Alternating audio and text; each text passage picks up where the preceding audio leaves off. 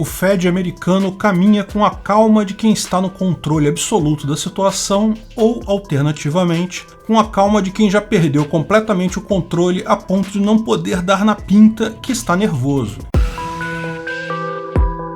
Esse é o Visão Libertária, sua fonte de informações descentralizadas e distribuídas. Ontem, o Fed divulgou que manteve sua taxa base da economia entre 0% e 0,25%. Avisou que está ciente do aumento da inflação, mas atribuiu isso a gargalos ocasionados pelo início da reabertura da pandemia. Segundo eles, a inflação está alta, mas olhando a composição dela, percebe-se que o aumento é pontual em determinados itens, não algo sistêmico. Eles esperam a inflação alta por algum tempo, porém julgam que isso é importante para assegurar a recuperação econômica pós-pandemia. Ou seja, vão continuar imprimindo dinheiro à vontade, vão continuar mantendo os juros artificialmente baixos em nome da recuperação do pleno emprego e do crescimento futuro.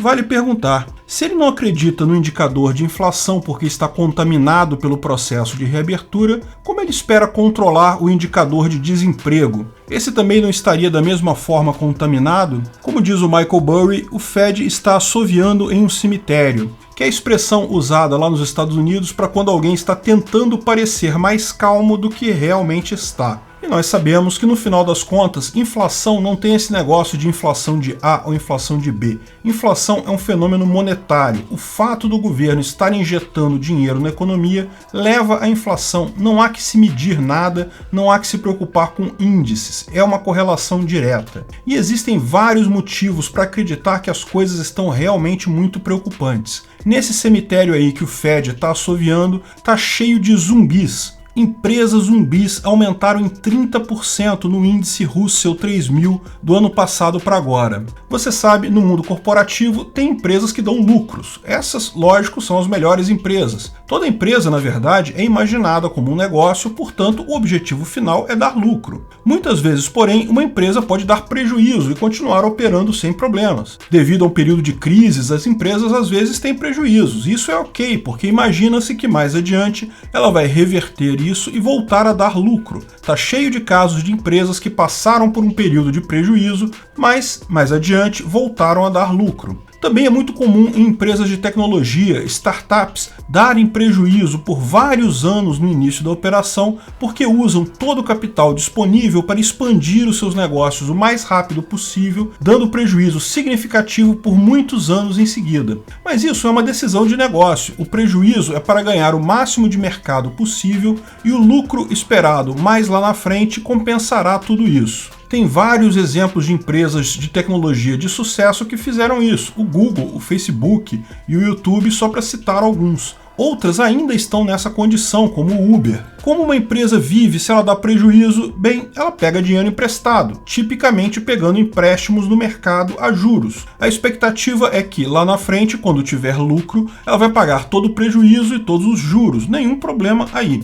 Portanto, uma empresa que não dá lucro não é algo necessariamente problemático. Mas imagina uma empresa cuja receita total sequer paga os juros da dívida que ela tem. Ou seja, ela não consegue nem manter a dívida dela sob controle. A cada dia que ela opera no mercado, ela piora a sua situação. Ela não consegue sequer recompor os juros dos empréstimos feitos no passado, mesmo com os juros baratos como estão hoje. Essa empresa não está apenas dando prejuízo, ela está afundando no prejuízo a cada dia que passa. A cada mês que passa, a dívida dela vira uma bola de neve mais pesada do que qualquer resultado operacional. Esse é o conceito de empresa zumbi. Ela só vive porque se alimenta de empréstimos. No dia que não conseguir mais pegar dinheiro emprestado, ela não consegue sequer pagar a própria operação da empresa. Não é preciso ser muito entendido em finanças para perceber que isso é um risco enorme. Essa empresa pode quebrar a qualquer momento. O índice Russell 3000 é um índice de ações americanas balanceado por capitalização, publicado pela empresa FTSE Russell, especialista nesse tipo de índice. O índice é formado pelas 3.000 maiores empresas americanas e permite ver, por exemplo, quais empresas estão mais valorizadas ou desvalorizadas na bolsa em relação ao capital próprio e rendimentos. É um indicador bastante útil para ver a saúde do mercado acionário e também a saúde de cada empresa especificamente, quais empresas são boas ou não para se investir. Pois bem, nessa lista de 3.000 empresas, nada menos que 726 são consideradas empresas zumbi neste momento, um aumento de 30% em relação ao último ano. E até aqui, tudo normal. De fato, o ano passado foi muito duro com muitas empresas. Com a pandemia, muita gente proibida de trabalhar, de viajar. Era mesmo imaginado que muitas empresas se afundariam em dívidas. Mas o grande problema é o seguinte: essas empresas zumbis estão entre as que mais se valorizam na Bolsa de Valores. Compare a valorização média das ações das 3.000 empresas desse índice com a valorização média das 726 que estão mal das pernas. As mais arriscadas são as que mais se valorizaram, mesmo sendo incapazes de sequer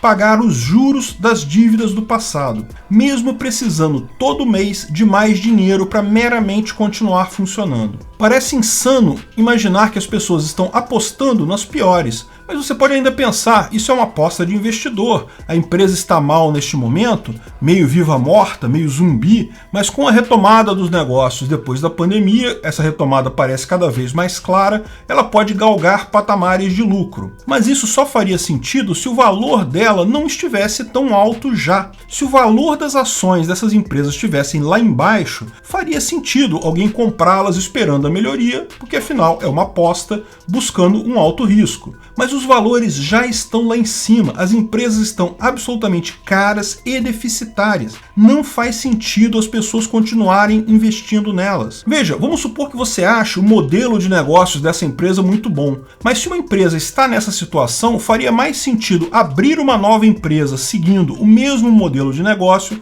porque pelo menos ela não teria o peso da dívida. Embora o nome e a estrutura atual da empresa pode ser algo valioso, lembre-se, isso já está considerado no balanço da empresa. Ela já dá prejuízo com tudo isso. Começar do zero é ganho nesse caso. O que parece estar acontecendo é exatamente movimento especulativo. É tanto dinheiro barato jogado no mercado pelo Banco Central americano que a empresa ter dívida é uma besteira. O dinheiro está tão barato, os juros estão tão baixos, não faz diferença estar endividado. E como essa situação vai levar mais tempo, segundo o próprio Fed, dá tempo para o investidor entrar, ganhar dinheiro e sair antes dessa ação estourar. Ou seja, o excesso de liquidez, o excesso de dinheiro está fazendo, em última análise, que as decisões de investimento se tornem puramente aleatórias, ao invés de seguirem a lógica de avaliar corretamente a saúde de uma empresa. Não há mais preocupação com riscos, resultados, valor efetivo, qualquer coisa vale. Virou um cassino. O problema disso é que o sistema de preços, e nisso se inclui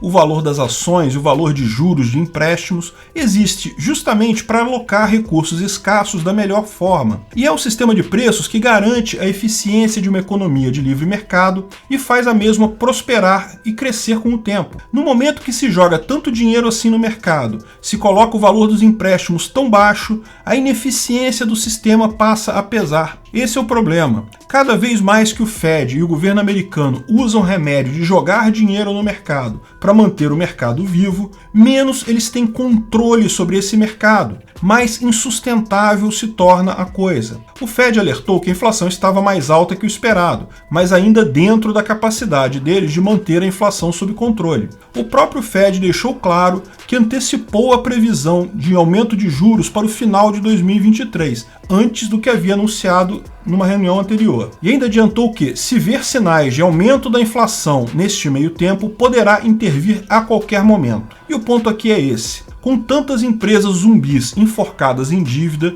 se o Fed de fato subir a taxa base de juros, vai ser uma quebradeira só. Como há um enorme número dessas empresas zumbis, e mesmo as que não estão nessa situação não estão tão bem assim no final, o problema pode se tornar generalizado. O Fed precisa continuar injetando dinheiro para manter as empresas zumbis vivas e evitar uma quebradeira generalizada. Ele finge que pode reagir para controlar a inflação, ele finge que está atento, que tudo faz parte de um planejamento, mas na verdade não pode. Neste momento, só resta ao Fed continuar assoviando e andando nesse cemitério sem dar a impressão a ninguém de que ele já perdeu o controle da moeda. que ele não pode de forma alguma aumentar a taxa de juros, não importa quanto a inflação aconteça. Se ele aumentar essa taxa de juros, a bolha vai estourar. O problema é que alguém, em algum momento, vai dar um call nesse blefe deles. Não sei se vai ser logo ou se vai ser mais adiante. O fato é que está todo mundo tão enrolado que essa crise não iria poupar ninguém. Ninguém quer pagar para ver. Mas esse é o destino inevitável de qualquer moeda gerida pelo político. Em algum momento, isso vai estourar. No final das contas, o interesse político de destruir a moeda é sempre muito grande. Para toda moeda estatal, a destruição da própria moeda é uma questão de tempo. Quando vai ser o estouro dessa bolha acionária americana? Bem, as apostas estão abertas. Obrigado por sua audiência. Esse vídeo foi um oferecimento de armataweb.com, cloud e serviços de data center, 100% de compromisso com a satisfação e privacidade dos clientes. Aceitamos Bitcoin, veja o link na descrição do vídeo. Se você gostou desse vídeo, clique no like e compartilhe ele em suas redes sociais. Se inscreva no canal para nos ajudar, clicando no botão vermelho abaixo. Se quiser ser avisado de novos vídeos, clique no sininho ao lado. Até a próxima!